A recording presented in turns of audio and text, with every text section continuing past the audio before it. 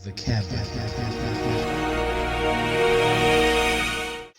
My grandparents owned a beautiful old cabin out of town in a remote area. The cabin was tucked deep within the forest, a beautiful, quiet place with a stream running through the backyard. So I figured, go there, stay over for the weekend, just unwind and take a breather from the busy city life. I packed my essential clothes, threw the bag in the trunk of my car, and left town. I hadn't much paid attention at the time, but when I did, damn, it was late in the evening, and the sun had already set. The temperature starts to drop drastically.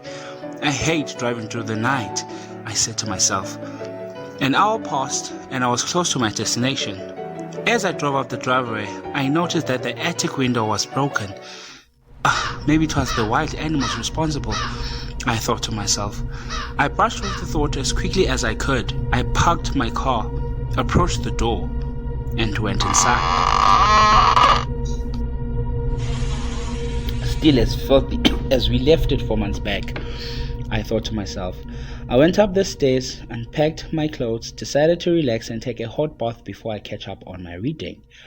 Soon enough, the steaming hot bath was ready, so I played my favorite music, lit some scented candles, and placed a glass of wine next to me and got in the tub. The hot water was so relaxing. Without noticing, I drifted off to sleep.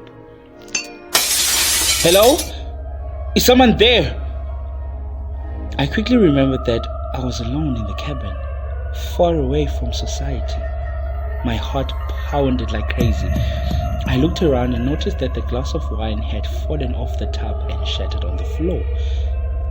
Might have tipped over while I was dozed off, I convinced myself. I prodded my wet, naked body in search of a broom. I walked silently, carefully paying attention to every sound in the room, my ears eagerly awaiting the creaks, but nothing. The cabin. Where is this dustpan in this godforsaken place? Oh, got you. I rushed up the stairs, but to my surprise, I noticed muddy footprints trailing from my closet door, going towards the bathroom and out of my bedroom door. The intruder's footprints vanished, but where to? Did he remove his shoes? The hell is going on here? I whispered in turmoil. I ransacked the house and turned it upside down, looking for the thing responsible for the footprints, but found nothing.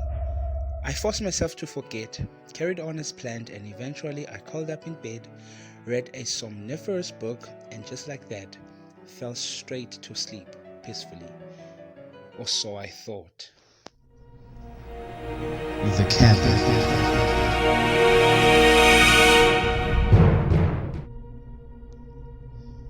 Time 1 hour 48 minutes after midnight.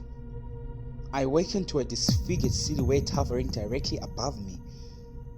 Eyes as red as blood, pointed teeth that seemed to have bloody flesh stuck between them. Unholy choking stench creeps into my nostrils. Then the silhouette wraps its fleshless hands around my neck. I attempted to scream, but nothing came out. I tried rolling my body off the bed, but still, I couldn't. It was as if all the fibers in my body were paralyzed. Then I thought to my motionless self, damn, it must be sleep paralysis.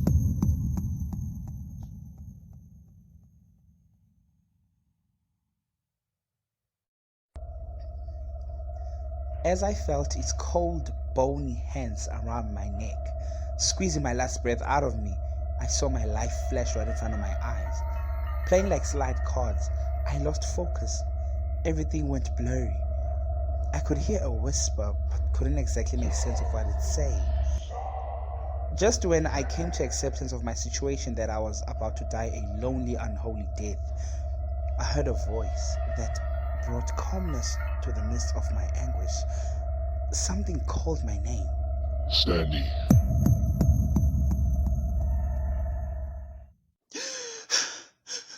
I immediately woke up from my nightmare, gasping for air, coughing uncontrollably.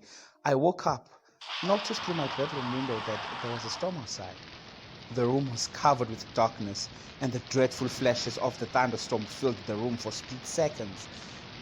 I then got up, went to the bathroom and stood in front of the mirror, and noticed my nose was bleeding. I leaned over the water basin and washed my face. The minute I stood right back up, a flash of lightning illuminated a figure that was staring right through my soul in the reflection of the mirror. The same disfigured silhouette is standing behind me with a sickening grin on its face. I quickly turned my head around to where it was standing, but nothing. I bloody saw nothing.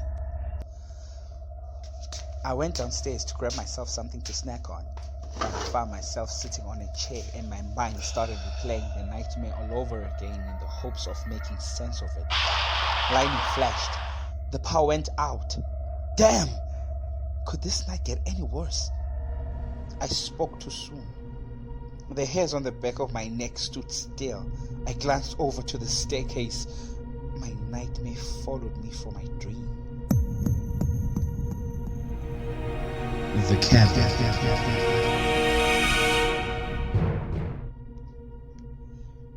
I couldn't budge. The shock had stolen my ability to move.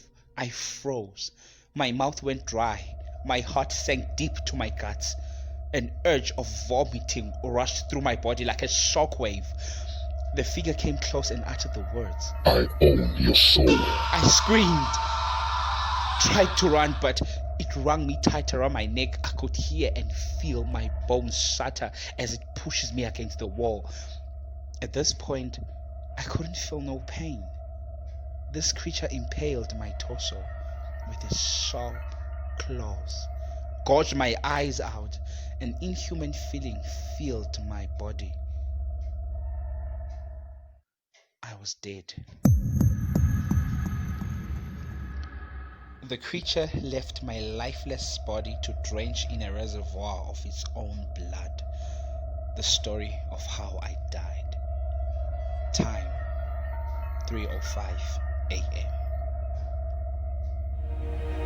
The cabin.